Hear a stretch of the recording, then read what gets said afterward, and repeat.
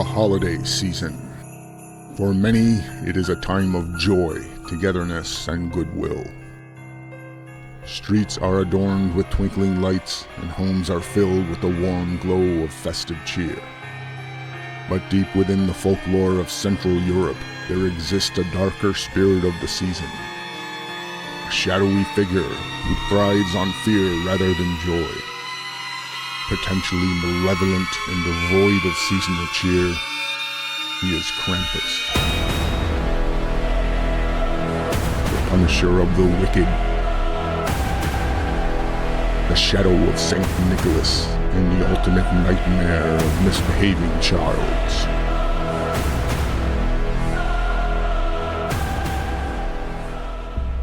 Krampus's origins are as murky as the icy Alpine forests he is said to prowl. Historians trace his roots to pre-Christian Alpine traditions, where he may have been part of pagan winter solstice rites. A horned goat-like figure with chains and a bundle of birch branches, Krampus was likely a manifestation of the wild Christmas spirits of the mountains, a force of nature that demanded both respect and fear. Is it possible that Krampus engaged in grisly pagan rituals? He may have hung dripping blood-red stockings by the chimney with care, hoping his good kinsman St. Nicholas would soon be there.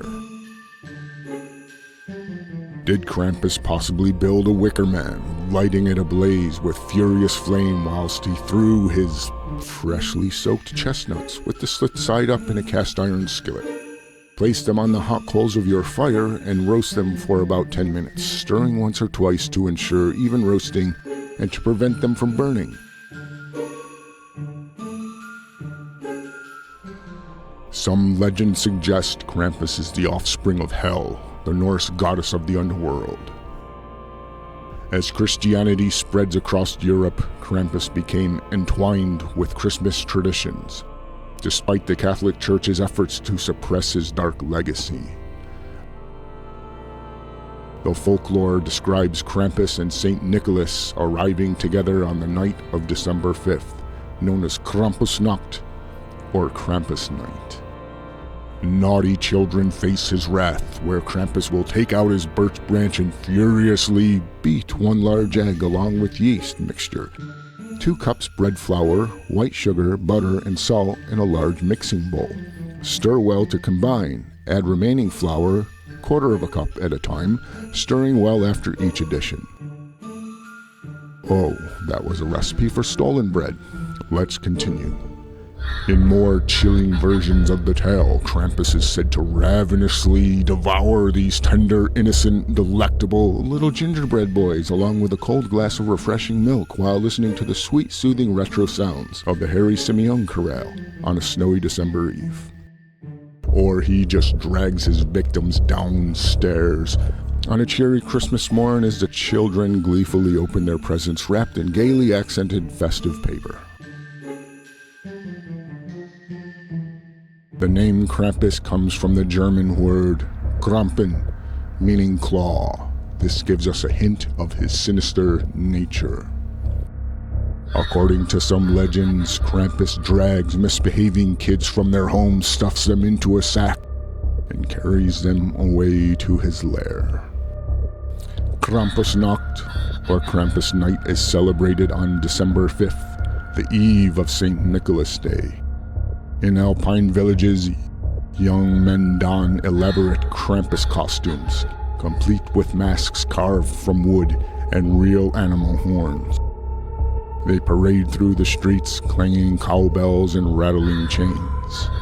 These processions are part performance and part warning, a visceral reminder to the children that the world is not all sugar plums and candy canes. It is also tamales, bacalao, y ponche naviendo.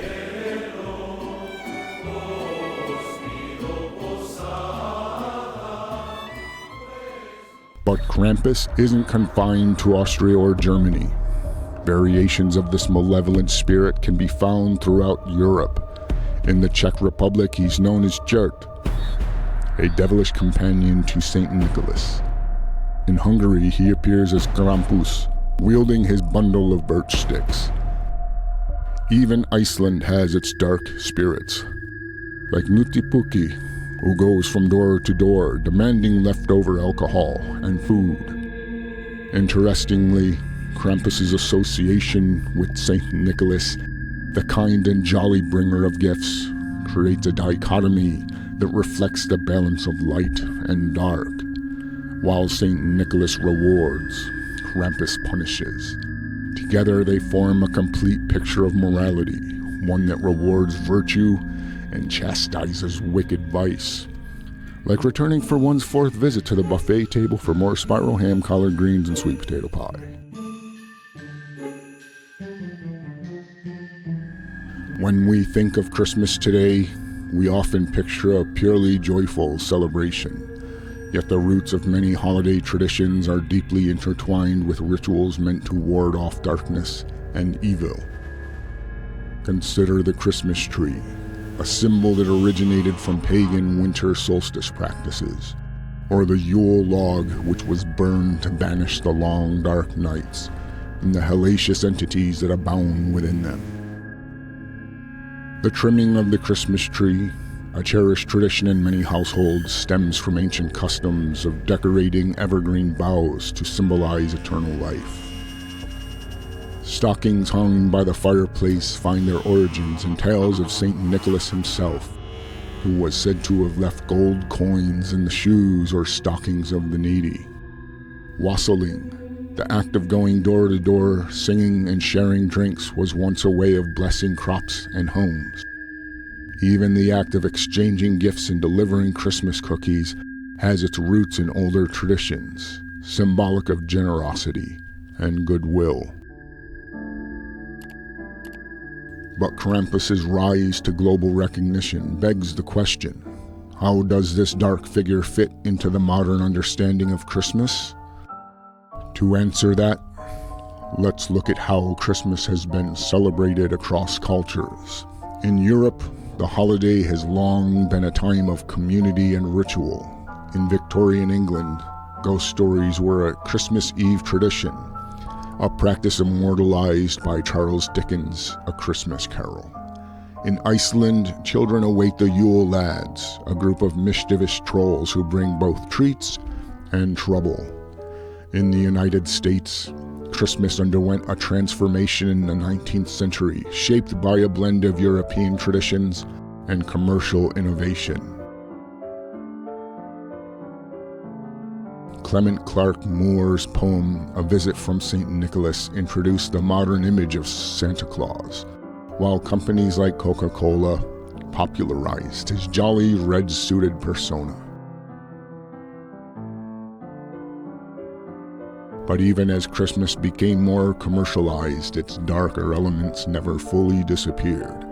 From the eerie stillness of a snowy night to the haunting lyrics of carols like God Rest Ye Merry Gentlemen, there remains an undercurrent of mystery to the season.